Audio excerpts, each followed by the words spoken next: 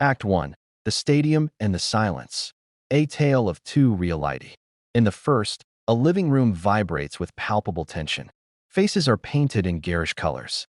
Jerseys are worn like sacred vestments. A group of people, bound by nothing more than geographical accident or familial tradition, are collectively holding their breath. A spherical object arcs through the air, and its trajectory will dictate their emotional state for the coming week, elation or despair. When the play concludes successfully, the room erupts. Strangers hug. There is chanting, screaming, a profound, shared catharsis. To an outside observer, the reaction is disproportionate. It is, by all rational measures, a game. A contest between 11 strangers in helmets versus another 11 strangers, all of whom will financially prosper regardless of the outcome. Now, pan to the second scene. Another individual, perhaps in the same city, perhaps next door, is utterly indifferent. They are aware a big game is on. The ambient social buzz is inescapable. But they feel nothing. No anticipation, no loyalty, no visceral pull. They might be immersed in a novel, crafting a piece of furniture, debugging a line of code, hiking a silent trail, or deeply engaged in conversation with a single person. The fever pitch of the stadium world does not just fail to attract them. It may even seem baffling, childish, or like cultural noise they have learned to filter out. This dichotomy is one of the most pervasive yet underanalyzed schisms in modern social behavior. The default assumption is often that the sports-obsessed are normal, and the indifferent are lacking in passion, in tribal spirit, in some fundamental component of social cohesion. This is a profound error in understanding. Neuroscience, social psychology, and behavioral genetics reveal a far more fascinating truth. These groups are often experiencing reality through fundamentally different cognitive and neurochemical frameworks. This isn't about one being right and the other wrong. It's about mapping the distinct psychological architectures that give rise to such divergent investments of human emotion and attention. Before we dive deeper into this neural divide, if you find analyses that challenge conventional social scripts valuable, consider supporting this channel. Hitting that subscribe button is the best way to ensure you don't miss our ongoing deconstructions of human behavior. Now, let's proceed. Act 2. The Tribal Tether, Oxytocin, and the Manufactured Clan. To comprehend the sports fan, one must first travel back tens of thousands of years. The human brain evolved in small, hunter-gatherer bands where group membership was synonymous with survival. Your tribe was your protection against predators, your cooperative network for securing food, your sole source of identity and meaning. This evolutionary legacy hardwired us for tribalism, a powerful, subconscious drive to belong to an in-group and to define ourselves against an out-group. Spectator sports are, quite simply, the most sophisticated and commercially optimized tribal proxy ever created. They provide a clean, safe, and spectacularly branded outlet for this ancient wiring. The cognitive mechanism is remarkably precise. When an individual invests in a team, particularly when watching in a group setting, their brain releases oxytocin, the neuropeptide popularly dubbed the bonding hormone or love drug. This is the same chemical that fosters attachment between parent and child, between romantic partners, and between close-knit community members. The brain, in its elegant, simplistic way, does not rigorously distinguish between the primal tribe that ensured your ancestors' survival and the modern tribe wearing the same colored logo. The neurochemical reward is similar, a sense of belonging, shared purpose, and collective identity. This is why fans speak in the possessive we and us. Their brain chemistry has been tricked, for lack of a better term, into a parasocial kinship with millionaire athletes and fellow fans. The merchandise, the jerseys, the flags, the scarves, acts as potent tribal insignia, immediately signaling in-group status. Here's the critical divergence. Research, including studies on social orientation and identity formation, suggests that individuals who remain indifferent to sports often exhibit what psychologists term lower salience of inherited tribal identity. Their sense of self is less contingent on membership in large, predefined groups. Their identity is more internally constructed, built from personal achievements, intellectual affiliations, chosen relationships, or artistic tastes rather than inherited geographical or sports-based loyalties. They are the modern individualists, whose psychological survival is not felt to be tied to the victories of a designated athletic collective. A 2019 study in the Journal of Applied Social Psychology underscored this, finding that individuals with low sports interest displayed significantly reduced us versus them thinking and structured tests. Their in-group favoritism and out-group derogation metrics were notably lower. Translation: they are less prone to automatically disliking someone because they support a different organization. This isn't a lack of passion, it's a different configuration of social attachment. Does this individualistic focus resonate with your own experience? Let me know in the comments below. I read every single one. Act 3. The dopamine casino, intermittent reinforcement, and the addiction of uncertainty. If oxytocin provides the tribal glue, dopamine provides the addictive thrill. Understanding the dopamine system is key to unlocking the obsessive nature of sports fandom. Dopamine is not simply the pleasure chemical. It is more accurately the anticipation and reward-seeking chemical. It fires most robustly in the pursuit of a reward, in the state of uncertainty, creating a powerful drive to see an outcome. A live sports contest is a perfectly engineered dopamine delivery system. Consider the structure. It is a series of short, high-stakes micro-events, every pitch, every possession, every shot on goal, embedded within a larger, uncertain narrative. Each of these moments carries a potential reward, a score, a stop, a turnover, or a punishment, the opposite. This creates a relentless cycle of anticipation tension release.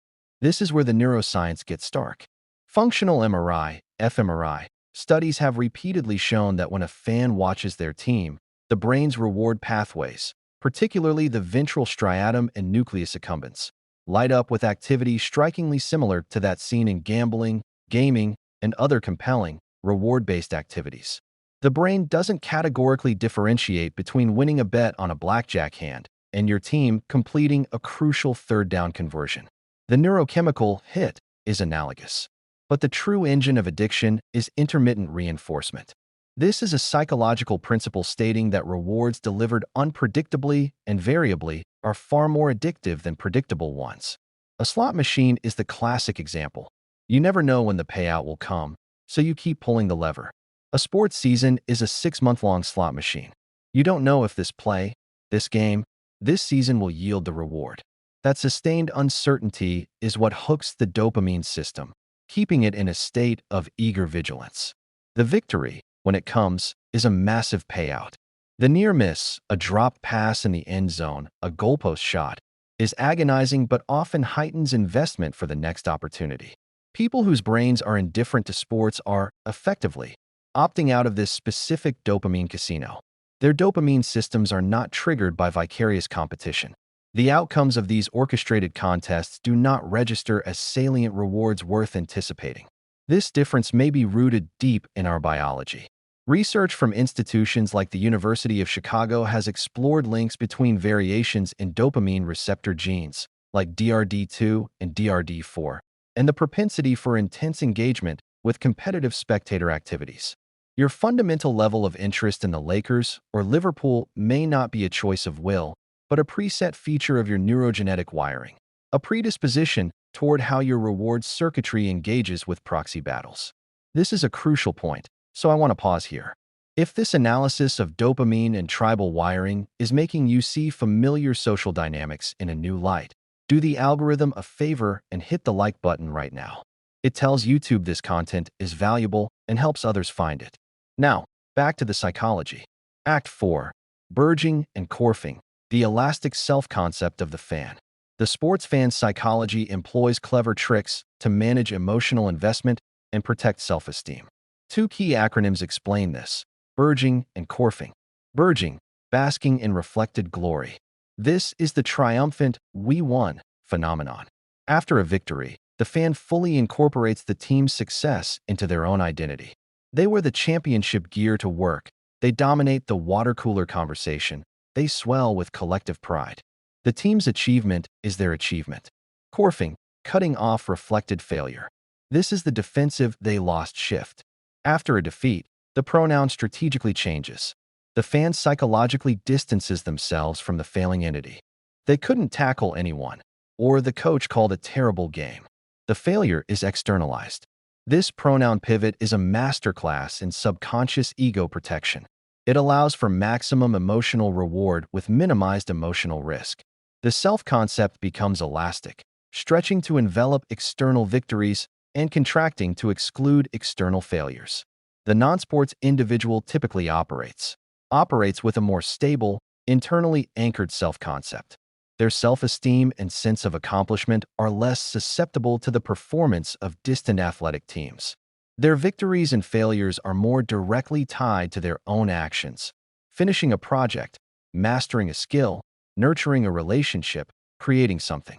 Their psychological investment is in domains where their agency directly influences the outcome. They are not necessarily above, urging. They simply allocate their identity investments elsewhere. Their emotional well-being is less volatile because it is tethered to more controllable, personal endeavors. Think about your own sources of pride. Are they inherited tribal victories? Or are they personal, hard-won achievements? Share your perspective in the comments. I'm genuinely curious about the distribution in our audience. Act 5. The empathy paradox and the allocation of care. A common critique of the sports indifferent is that they lack passion or the capacity for collective joy. This misses a fundamental point about empathy allocation. The human capacity for deep, emotional investment is finite. We all have a limited budget of cognitive and emotional bandwidth. Where we choose to spend it defines our personality. Sports fans demonstrate a powerful, if narrowly focused, form of parasocial empathy. They practice caring deeply about the struggles, triumphs, and narratives of people they will never meet. They feel genuine anguish for an injured player and elation for a rookie's success. This can, in some studies, correlate with higher measures of certain types of empathy, as it is a repeated exercise in shared emotional experience. The non-sports person is not devoid of this capacity. They are simply investing their empathy budget in different portfolios. Their deep care is directed toward social and humanitarian causes, climate change, social justice, local community work. The intricate dynamics of their immediate personal relationships, creative or intellectual projects, writing a novel, solving an engineering problem, composing music, aesthetic appreciation, art, music, nature, film. A 2021 meta-analysis in the Personality and Social Psychology Review found robust correlations between low sports interest and high scores on the openness to experience personality dimension, a trait encompassing intellectual curiosity, aesthetic sensitivity, and a preference for novelty and ideas. These individuals are seeking the same transcendent highs, the same sense of connection and meaning. Dan Tamen Shruds Zhaoshanger Zhong, Zai a perfectly solved equation Zhong. Zai the stroke of a brush on canvas, whole in the quiet understanding between close friends Zhong Zhao Dao Ta Dat. Their brains are wired to seek rewards in different markets. Act 6. Defense mechanisms and the search for meaningful narrative. It is also essential to acknowledge that indifference is not always a pristine, pre-wired state. For many, it is an active defense mechanism. Sports culture, particularly in formative school years, can be exclusionary, aggressive, and linked to bullying. The jock versus nerd trope exists for a reason. An individual who was marginalized for being unathletic or intellectually oriented may defensively reject the entire sports paradigm as a means of protecting their self-worth. They are not simply indifferent. They are opposed, viewing the culture as brutish, simplistic, or hostile to their values. Furthermore, the core engagement model differs radically. It boils down to parasocial investment versus direct engagement. Sports fandom is parasocial. The investment is in a one-sided relationship. The team does not know you. Your emotional energy has no reciprocal impact on the outcome, beyond creating a lucrative TV market. You are a spectator in a pre-scripted drama, though unscripted in outcome. The non-sports orientation often prefers direct engagement. They invest emotional energy where there is agency and reciprocity. In their own creative work, in their friendships where their care directly affects the relationship, in activism where their effort contributes to an outcome. They seek to be participants, not spectators. This leads to the ultimate divergence, the source of meaning. Sports fans find profound, visceral meaning in narrative. The underdog story, the revenge tour, the aging veteran's last shot, the dynasty, the heartbreaking curse. It is real-life, unscripted drama with high stakes for the participants and a clear moral framework: my team good, their team bad. To the indifferent, this narrative often appears as meaningless randomness. Their thought process is logical. Why should I invest emotional capital in an arbitrary outcome I cannot influence, performed by strangers, governed by arcane rules, in a contest that has no tangible bearing on my life or the world's pressing issues? They find their epic narratives in biographies, in historical struggles, in the journey of building a business, in the quiet drama of human relationships, or in the collective fight for a better society. We're building a community here of deep thinkers. If this conversation about meaning and narrative is something you want more of, please take a second to share this video with one person who would get it. It helps more than you know. Act 7. The Quiet Radicalism of Presence. A conclusion. So what is the final synthesis of this neural and psychological divide? If you are someone for whom sports are an irrelevance, understand this. You are not broken, boring, or lacking. You are differently configured. Your tribal instincts are quieter, your dopamine triggers are more selective, your self-concept is more internally fortified, and your precious empathy is allocated to different, often more immediate, domains. You likely score high in openness, finding awe and absorption in art, nature, ideas, and complex systems. You may experience a greater sense of presence in your own life because you are not habitually spending hours immersed in the proxy struggles of others. There is a quietly radical aspect to choosing direct, engaged reality over spectacular, vicarious simulation. Conversely, the sports fan is not mindless or tribal in a pejorative sense. They are fulfilling ancient human needs for belonging, shared narrative, and cyclical ritual in a modern container. They experience genuine community, collective catharsis, and the thrilling, dopamine-fueled ride of unpredictable narrative. The conflict arises when either side pathologizes the other. The fan calls the indifferent cold or nerdy. The indifferent calls the fan shallow or brainwashed. Both are failures of neuropsychological imagination. The truth is, we are all seeking the same core human experiences: connection, meaning, transcendence, and the regulation of our inner emotional world through external stimuli. We are simply running different software on the same ancient hardware to achieve it. The next time you are in a room where the air is thick with the tension of a game-decaying field goal, and you feel nothing but a desire to escape to your books, your thoughts, or your own creations, do not feel alien. And the next time you are baffled by a friend's utter indifference to your team's playoff run, do not take offense. You are both playing a different game. And the stakes of that game, how we find joy, build community, and make sense of a chaotic world, are the only ones that truly matter. If this deep dive into the psychology of social divides resonated with you, you are precisely the kind of thinker this channel is for. We dismantle conventional wisdom on personality, society, and success. To ensure you don't miss our next examination, perhaps on the strategic advantages of introverted cognition or the neuroscience of resilience, aggressively smash that subscribe button, ring the notification bell, and leave a comment below telling me which social phenomenon I should deconstruct next. Your interaction fuels this research. Subscribe, share, like, and comment now.